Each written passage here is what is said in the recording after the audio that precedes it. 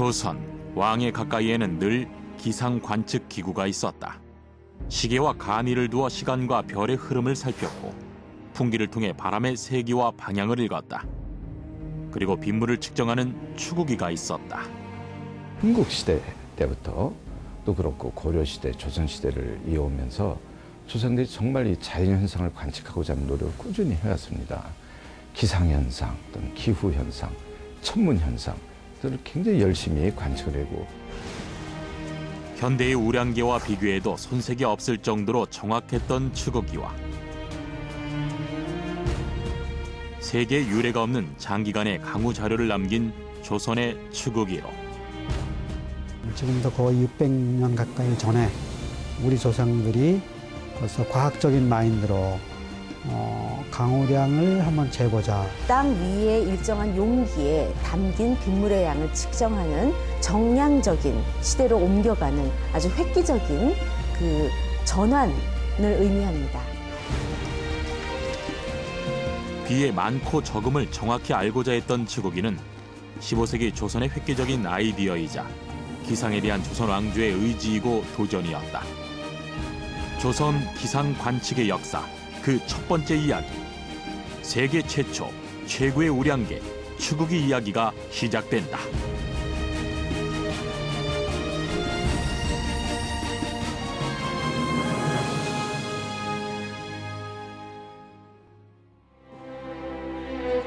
지난 2012년, 일반인에게 처음으로 추구기가 공개됐다. 국내에 남아있는 단 하나의 진품인 금형 추구기다. 이 추구기는 19세기 조선 헌종 때 만들어져 전해졌으나 일제강점기 때 일본으로 건너갔고 이를 다시 1971년 4월 반환받은 유물이다. 100년의 시간을 돌고 돌아 일반인에게 공개된 것이다. 남아있는 추구기의 역사가 보여주듯 조선시대 만들어진 수많은 추구기는 임진왜란과 일제강점기를 거치면서 모두 사라졌다. 15세기 당시에 300개가 넘는 추구기가 전국에 분포했었지만 그것이 여러 전란으로 인해서 다 사라지고 없어진 상태에서 이 추구기를 증거할 수 있는 유일한 물증입니다. 추구기는 거의 사라졌지만 현재 5개의 추구대가 대신 전해지고 있다. 그중 추구기가 탄생한 세종 1442년 서운관에 설치되었던 것으로 보이는 관상감 추구대와 1770년 영조 때 만들어진 대구 영영 추구대, 정조 때의 창덕궁 추구대는 보물로 지정돼 있다. 조선의 부흥을 이끌었던 왕들과 남겨진 유물, 그리고 거기에는 명문들이 새겨져 추구기의 역사를 전하고 있다. 추구기는 어떻게 탄생했을까?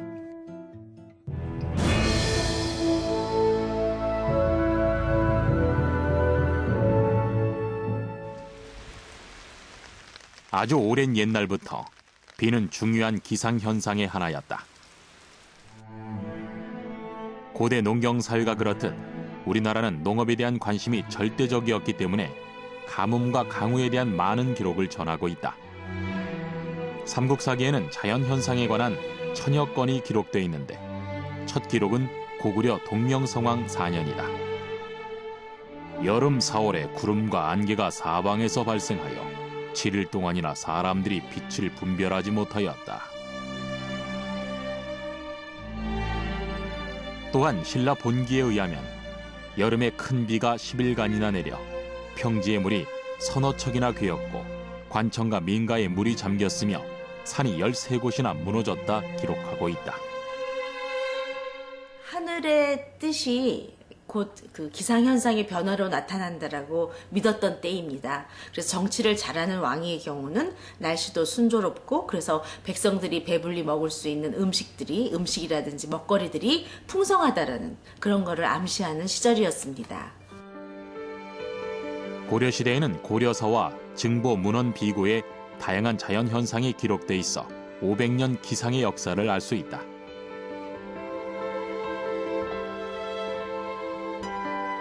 이는 조선시대에도 마찬가지였다.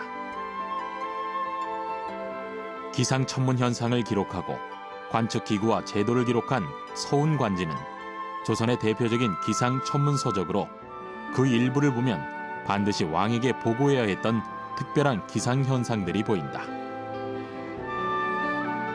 1월식은 물론이고 무지개가 시작된 시간과 장소, 쌍무지개 등까지 자세히 기록했고 팥, 콩, 새알 크기로 묘사했던 우박을 비롯한 천둥 번개와 안개, 서리 그리고 지금의 황삽이라고 할 수 있는 흙비와 빗물의 양을 세밀하게 기록했다.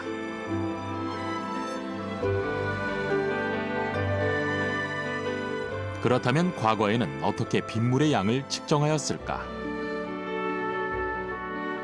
과거에는 그러니까 비가 하늘에서 내리면 땅이 이렇게 젖게 되는데 그 얼마나 젖어 있나 땅이 그것을 이제 홈이라든가 쟁기로 이렇게 파서 그 젖어 있는 그 깊이를 재는 것으로 그런 방법을 써주고 우택 방법이라고 하는데요. 우택 제도는 농기구를 이용해 강우량을 관측하는 방법이다. 땅에 스며든 빗물의 깊이를 재는 것으로 비가 오면 땅을 파고 보습자락과 호미자락을 넣어 길이를 측정하는 것으로 치고기가 발명되기 전까지 사용된 전통적인 방법이었다.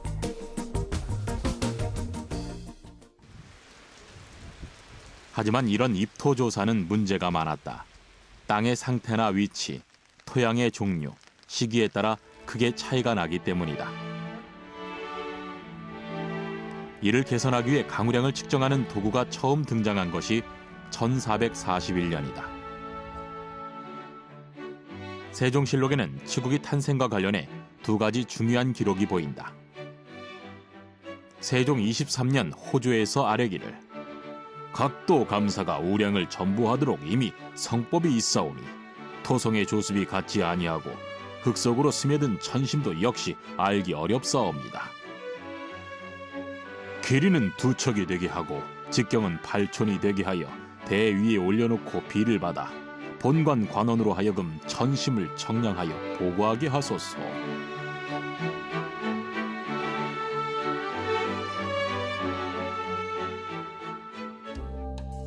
치고기는 빗물을 재는 우량계다. 원통형으로 빗물을 담는 철제 그릇을 만들어 대 위에 올려놓고 비가 오고 나면 눈금이 있는 주척이라는 자를 이용해 비의 양을 재었다. 단위는 척, 촌, 푼으로 분류했다. 한 척은 200mm로 10등분하면 1촌이 되고 다시 10등분하면 1푼이 되어 최소 단위는 2mm 정도였다. 처음에는 놋 그릇 같은 데다가 물을 빗물이 오면 담아가지고 그걸 얼마나 왔는지 살펴봤다 그래요. 그런데 그 후에는 이거보다 좀 더 정확하게 제자하는 노력이 있어서 아예 원통형으로 이렇게 쇠로 만들어서 20cm 자합니다. 그 주척이라고 하는데 그걸 직접 재서 그렇게 강우량을 관측한 걸 시작을 했습니다. 치고기의 탄생과 관련해 또 하나의 흥미로운 기록이 보인다. 근년 이래로 세자가 가뭄을 근심하여 비가 올 때마다 비가 온 뒤에 땅을 파서 젖어 들어간 깊이를 재었으나 정확하게 푼수를 알 수 없었으므로 구리로 만든 기구를 궁중에 설치하고 기에 고인 빗물의 푼수를 조사하였다. 즉 우리가 흔히 아는 것처럼 장영실이 아니라 후에 문종이 되는 세자가 아이디어를 내어 철제로 만든 치고기가 탄생하게 된 것이다. 최근에 1990년부터 이제 문종이 세자 시절에 치고기를 만들었다. 이런 얘기가 줄기차게 있어 왔고요. 그럼 장영실이 만들었다는 거는 근거도 없는 얘기예요. 어디에도 안 나오는데 1910년에 와다유지라는 분이 세종대에 만드는 치고기니까 그때 그 발명가는 장영실일 거다. 일본의 기상학자였던 와다유지는 조선의 치고기를 깊이 연구한 인물로 조선의 치구 제도를 프랑스어와 영어로 발표하며 조선의 치고기가 세계 최초임을 널리 알렸다. 그는 보고서에서 조선에서 우량 관측 제도를 전두에 시행한 것은 로마보다 200년 앞서고 에도보다 280년 이르다는 사실은 실로 경탄할 수밖에 없다며 감탄하였다. 문중효에 탄생한 조선의 추구기는 서양에서 전해지는 우량계보다 200여 년이나 앞선 것으로 이는 단순하면서도 독창적인 측량의 대전환을 의미하는 것이었다. 추구기는 보기에는 아주 단순한 형태로 간단하게 보이지만 그 당시로서는 땅속 깊이 스며든 빗물의 양을 대강 측정하던 정성적인 시대에서 땅 위에 일정한 용기에 담긴 빗물의 양을 측정하는 정량적인 시대로 옮겨가는 아주 획기적인 그 전환을 의미합니다. 이듬해인 1442년 추구제도가 본격화되고 전국적인 우량 관측망이 형성되었다. 추구기가 서울을 비롯한 도 감찰사, 군, 현, 병영, 수영 등 무려 전국 300여 곳이 넘게 설치될 정도로 국가적인 사업이었다.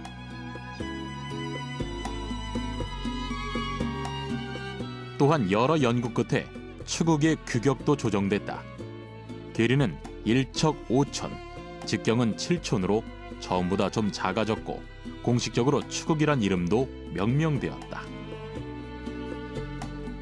그렇다면 추구기는 얼마나 과학적인 기구인 걸까?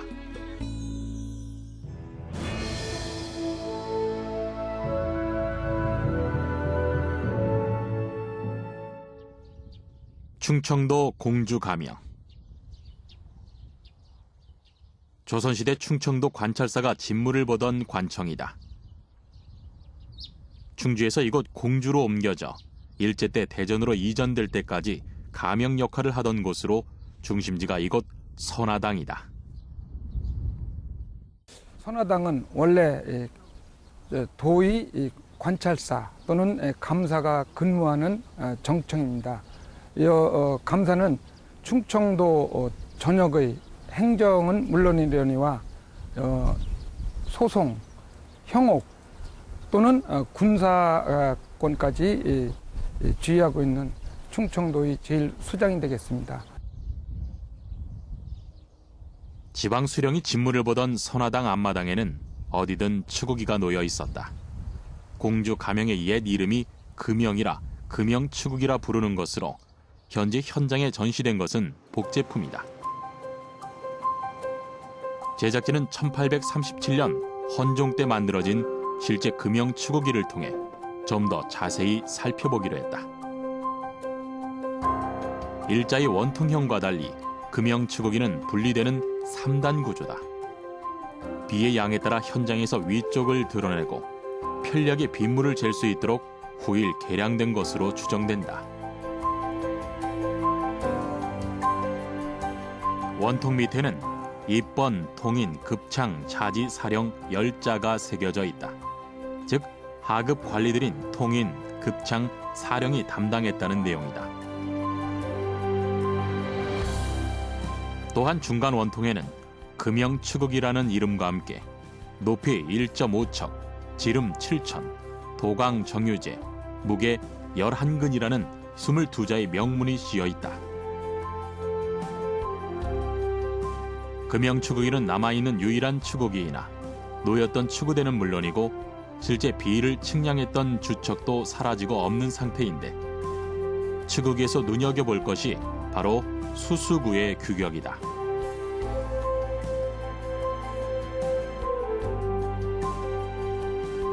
이는 세종 때의 기록과 똑같은 규격으로 현재의 단위로 계산하면 높이 1.5척은 약 30cm, 지름 7초는 약 14cm이다. 우량계를 만들 때 얼마나 크기로 만드느냐 이게 제일 중요하거든요. 너무 커도 안 되고 너무 작아도 안 됩니다. WMO 세계기상기구에서 추천하는 그 사이즈가 있습니다. 크기는 직경이 14cm에서부터 20cm까지 그렇게 범위를 정해져 있는데 추구기 자체가 14.7cm인가 그래요.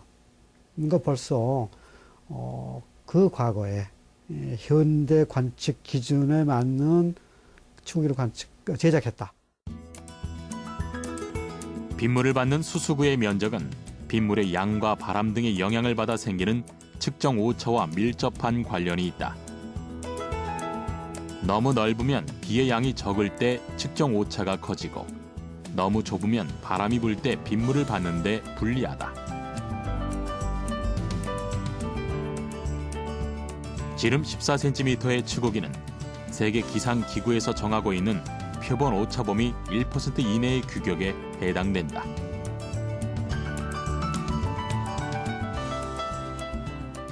이는 현재 세계 각국에서 가장 많이 채택하고 있는 우량계의 지름인 127mm나 159mm 사이에 해당된다. 600여 년 전에 만들어진 조선의 추구기가 현대적인 우량계의 국제 규격과도 합치하는 것이다.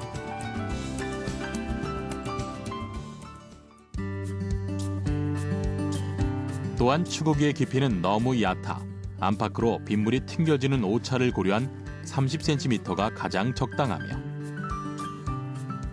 추구대 또한 빗물이 땅에서 튀어 추구기 안으로 들어오는 것을 방지하고 추구기를 안전하게 받칠 수 있도록 적당한 크기로 설계되었다. 추구기의 규모라든가 크기를 현재와 비교해 봤을 때는 상당한 유사한 그 규격을 가지고 있습니다. 따라서 우리 선조들께서는 강수량 측정 방법을 매우 과학적이고 체계적으로 이루어졌다고 볼 수가 있기 때문에 우리 조상님들의 지혜가 상당히 돋보이는 그런 발명품이 아닌가 이렇게 보여집니다. 현재도 과거와 크게 다르지 않다. 비가 내리면 수수구통에 물이 고이고 호스를 통해 지하로 내려오게 된다. 우량계 아래의 작은 물통에 일정한 양의 빗물이 모이면 시소처럼 움직이는데 물통이 한번 쓰러질 때마다 전기 카운터가 횟수를 세어 강우량을 나타낸다. 과거 자를 이용했던 수동 방식이 디지털을 이용한 자동 측정 방식으로 발전했을 뿐이다.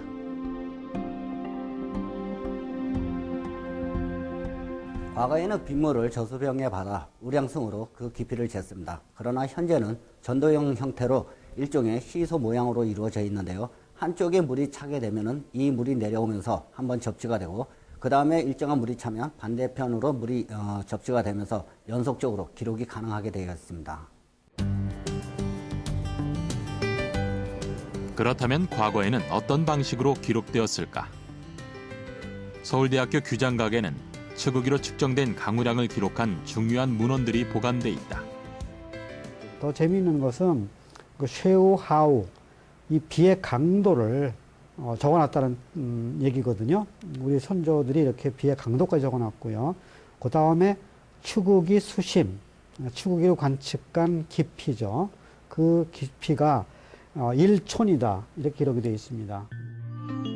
승정원 일기는 왕의 교서와 신하의 보고 등을 기록한 것이고 일성록은 조선 왕들의 내각일지로 이곳의 서울 지역 강우 기록이 포함돼 있다. 일례로 순종 원년 같은 날의 기록을 보면 승정원 일기에는 시간을 나누어서 1촌 1푼과 3푼의 비가 왔다고 기록하고 있고 일성록에는 시간을 합쳐서 1촌 4푼의 비가 왔다고 기록하고 있다. 방식은 다르지만 빗물의 양은 정확하게 일치한다.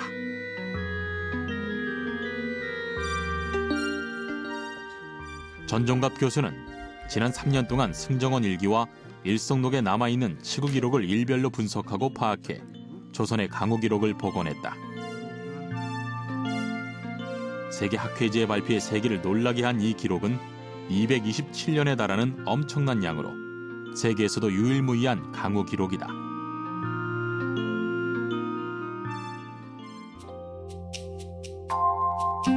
이는 1700년대부터 추구기로 이루어진 강우 기록과 현대 관측에 의한 강우 기록을 연결한 것으로 여름철 강수량의 몇 가지 기후 패턴을 읽을 수 있었다. 230년 내지 40년가량 기후 변동을 좀 알 수 있었는데요.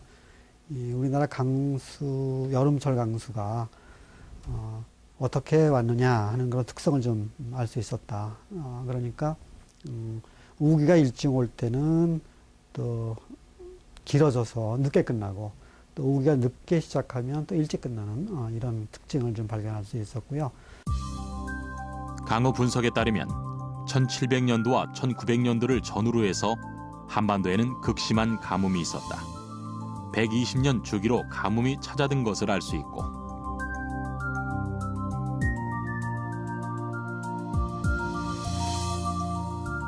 (1780년부터) 2000년 후반까지 비가 세게 온 날이 증가하는 것으로 보아 현대로 올수록 한반도의 집중호우 빈도가 증가하고 있었다.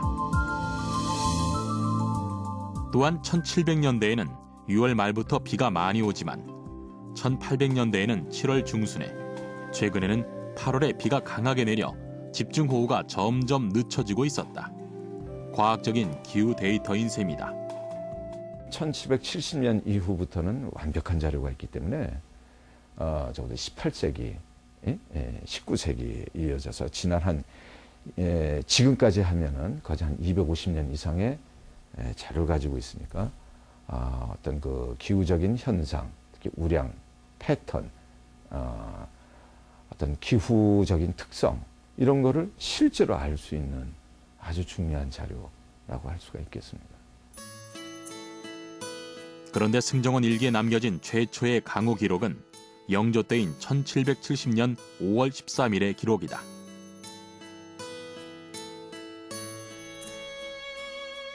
흐림, 왕께서 경희궁에 계시다. 밤 2시경부터 비가 오기 시작해서 14일 아침까지 내린다. 추곡이 수심은 한치다. 즉 승정원 일기와 일성록은 영조 이후의 기록으로 세종 때 추곡이가 만들어져 기록이 시작됐으나 안타깝게도 임진 병자호란으로 추구 제도가 중단되고 기록도 모두 소실되었다. 이후 영조 때 추곡이가 재건된 것인데 영조 때 재건된 추곡이의 흔적 가운데 하나가 영영 추구대다. 이는 과거 경상 가명이었던 대구 선화당에 있던 추구대로 추구기는 사라졌으나 추구대에 건리웅 경인 5월조, 즉 1770년에 만든 것임을 정확히 알려주고 있다. 일제강점기 때 대구에서 인천으로 옮겨진 후 촬영된 사진에는 추구기가 존재해 그 실체를 알 수 있게 해준다. 대구 가명, 경상 가명을 영영이라고 하거든요. 거기에 그 추구대는 왜 중요하냐면 거기에 몇 년도라고 하는 게 딱 적혀져 있어요. 영조 46년에 경인년에 추구 사업을 그 재건할 때 날짜가 거기에 딱 적혀 있어서 중요한 거죠. 영조 때 재건된 추구 제도는 세종 때와 달리 운영상의 문제로 축소되고 집중되었다. 서울에는 창덕궁, 경희궁과 관상감에 설치되었고 양도인 강화와 개성, 그리고 전국 팔도에 추곡이 관측망이 구축되었다. 훗날에는 삼도수군 통제영에 있던 통영에도 관측소가 세워져 1910년까지 전국적으로 추구 제도가 운영되었다.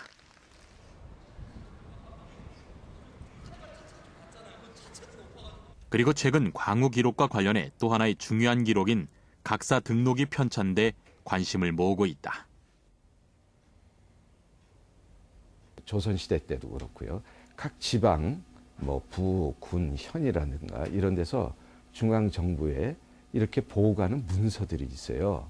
그 문서들에는 여러 가지 어떤 경제적인 상황, 그 지역의 시대적인 어떤 꼭 보고해야 될 상황, 일반적인 사항들도 많이 있지만 거기에는 그 기상 관측 자료가 포함이 되어 있습니다. 그 문서들을 근래에 국사편찬위원회에서 잘 정리해서 그걸 영인본으로 만든 게 각사등록이란 책자입니다. 승정원 일기나 일성록의 강우 기록이 서울 지역 중심이라면 각사등록은 각 지방의 강우 기록만을 모은 것이다. 기록은 월, 일, 시별로 비의 시작과 끝, 비의 양을 정확히 기록하였는데 우박 하나에도 그 크기를 다양하게 표현했고 지나간 면적과 이로 인한 피해 등을 자세히 기록하였다.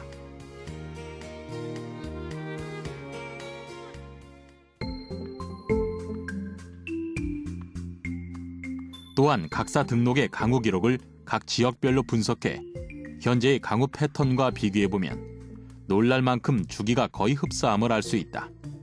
평양이나 개성, 수원 지역은 곡선이 거의 일치한다. 월별 특성이라든지 계절별 특성 이런 게 잘 나타나고 있고요. 그런 자료 같이 패턴을 비교해 보면 상당히 정확한 자료들이 거의 담겨져 있다, 그렇게 말씀드릴 수가 있습니다. 한때 사라졌던 추구 제도를 다시 부활시키고 서울과 각 지방에서 측정된 강수량을 오직하리만치 빠짐없이 기록으로 남겼던 조선. 조선은 왜 이토록 강우 관측을 중요하게 여겼던 것일까? 세종에 이어 영조 때 왜 다시 등장하게 된 것일까?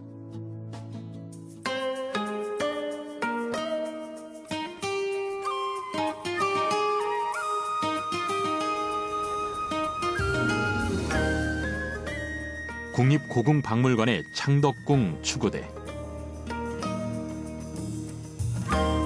이는 정조 때 만들어진 것으로 보통 추구대가 화강암으로 만들어진 것과 달리 창덕궁 추구대는 유일하게 대리석 재질로 만들어졌고 여기에는 300자가 넘는 명문이 새겨져 있어 중요한 가치를 지닌다. 일제강점기 때까지만 해도 창덕궁 앞에 물시계와 함께 나란히 치고기가 놓여 있는 것을 볼 수 있으나 현재 치고기는 사라지고 추구대만 남아있다. 정조대왕 6년에 그 가뭄이 심하게 났을 때에 기우제를 지내고 난 뒤에 비가 내렸다라는 것을 기념하고 또 이러한 것들이 그 세종이라든가 영조 때에 치고기를 만들어서 비의 양을 측정했다는 것을 기념하고 이러한 것을 전통을 이어갔다라는 것에서 그 이 유물이 중요한 위치를 차지하고 있는 것이죠. 세종 때 추고기를 만들고 그 제도를 이어간다는 포부를 시작으로 한 368자의 명문이다.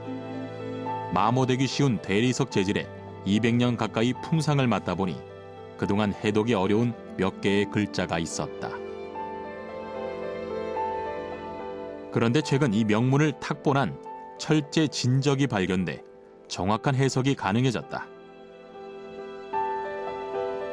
철제는 창덕궁 추구대의 추구 기명을 쓴 직제약 정지검의 호로 추구기가 만들어진 이유가 잘 나타나 있다. 이게 뭐냐면 임금이 쓰는 그 양산이에요. 옆에 신하들이 옆에서 이렇게 들고 가는 큰 그 양산, 그것도 밀치시면서 해가 쨍쨍 내리쬐는 거예요. 그래서 요것도 벗겨내시고서 기우제를 드린 거예요. 그래서 그거를 드리고 밤새도록 이슬에 그 어이가 젖을 때까지. 성상 6년 여름, 경기 전역에 크게 가물어 기우제를 여러 번 지냈으나 효험이 없었습니다.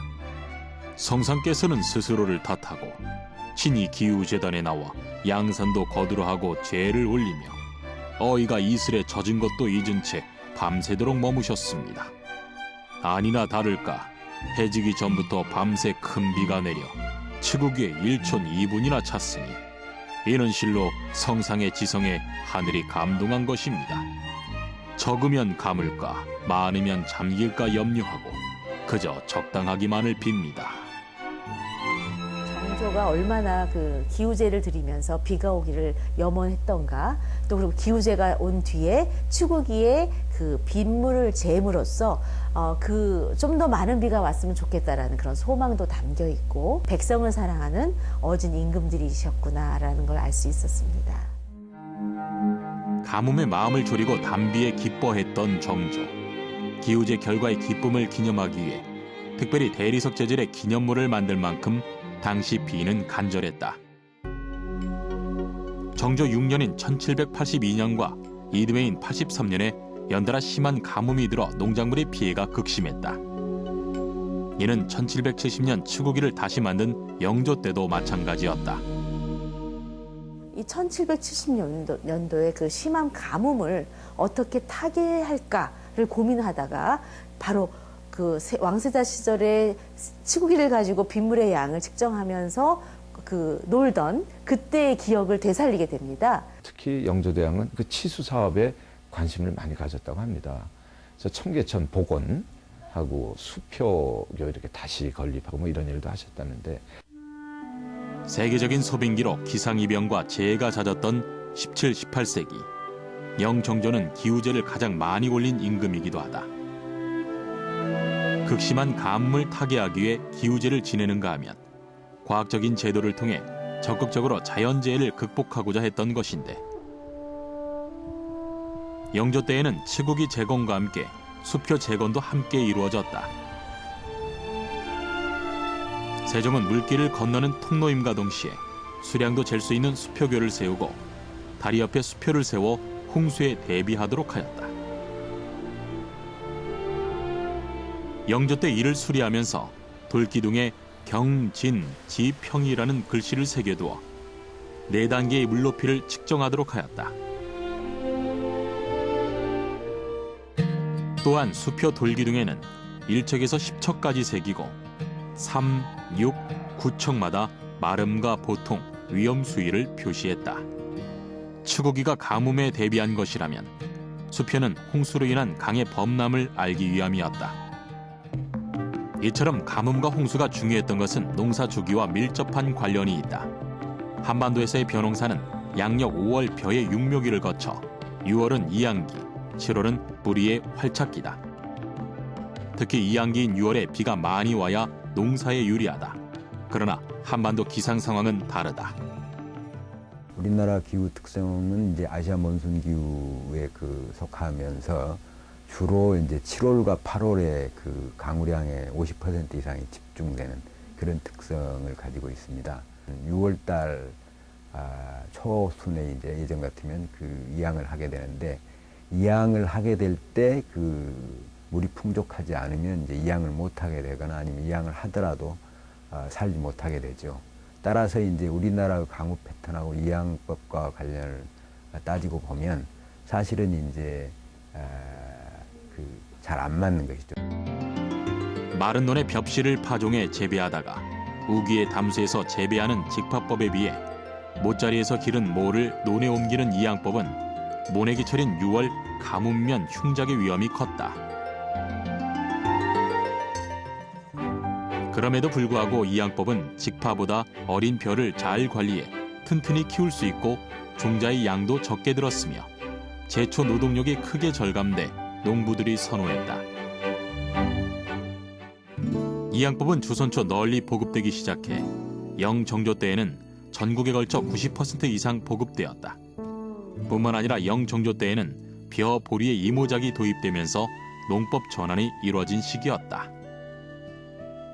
벼 수확이 끝나고 나서 이제 겨울철에 이제 보리를 재배를 하고, 그다음에 이제 보리 수확하고 나면 다시 이제 모내기를 해서 그 벼를 심는 이런 벼와 보리의 이제 이모작, 이기작을 하게 되는 것인데요. 그게 이제 그러니까 이양법이 아니면 그런 어떤 이기작, 이모작을 할 수가 없게 됩니다. 왜냐하면 보리를 수확을 하고 난 다음에 그러니까 벼가 자라야 되는데 직파를 하기에는 너무 늦은 시기가 되죠.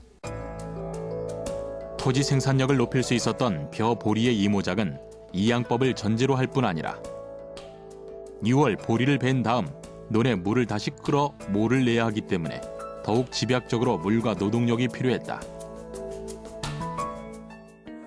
따라서 지금과 같은 수리시설이 충분하지 않던 시절, 하늘에서 내리는 비는 절대적이었고 비의 양을 가늠하고 강수 패턴을 파악하기 위해서는 치구에 대한 필요성이 강조될 수밖에 없었던 것이다.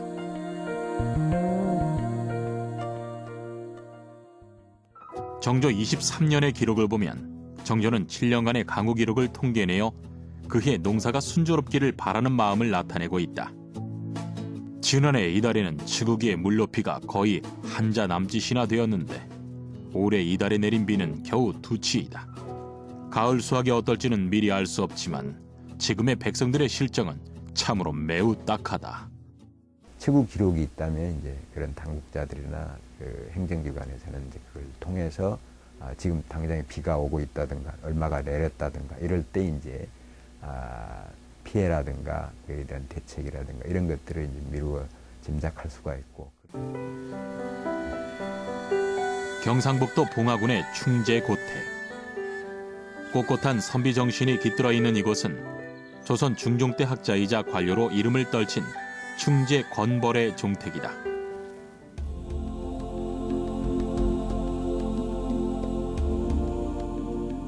집안의 가보가 전하는 박물관에는 기상 관측과 관련해 중요한 유물이 있다.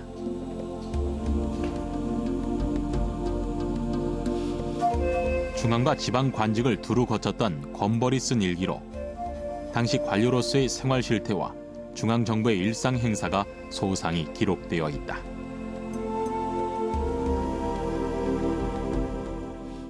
그 내용을 보면 그 당시에 뭐 정치적인 문제뿐만이 아니라 백성들을 다스리면서 있었던 아주 세세한 내용까지, 심지어 그 일기까지도 다 이렇게 기록이 돼 있죠. 충제일기에는 모두 소실되고 몇 개 남지 않은 임진왜란 이전에 치고 기록이 있어 눈길을 끈다. 1515년 영천군에 비가 왔는데 추국이 수심이 한치 8푼이다.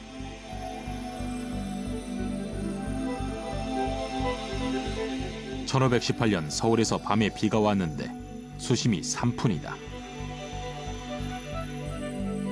지방에 있을 때나 서울에 있을 때나 관료에게 추구 기록은 중요했다. 농사가 잘 돼야 백성들이 평안하고 또 국가 통치도 굉장히 좋아진다라는 거죠. 그래서 이제 농사와 관련된 뭐 비라는 것도 굉장히 중요한 내용 중에 하나였을 겁니다. 그래서 이제 그 통치자들이 그런 쪽에 관심을 가졌고, 또 지방에 있는 그 현장에 있는 목민관들도 그런 부분에 대해서 관심을 안 가질 수가 없었던 거죠. 백성을 잘 다스리기 위해 추구가 중요했던 조선. 강우량을 정확히 측정해 보고하는 것은 지방 관아의 중요한 의무였고, 이를 통해 농사를 살피고 백성의 삶을 보살피는 것은 조선 왕의 중요한 덕목이자 출발이었다.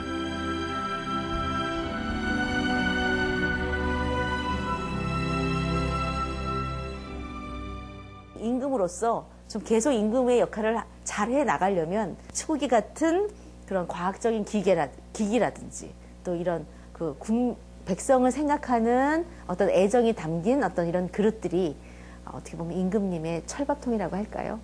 관측 기록의 길이를 보면 세계 최장 기록이다. 또 이런 기록이 또 있어요. 그래서 그런 면에서 세계 최장이다. 최고다. 또 가장 가치 있는 기록물이다. 이렇게 설명을 좀 할 수 있겠습니다. 추국에는 기상재해에 적극적으로 대처하려는 노력에서 탄생한 과학적 산물이었다.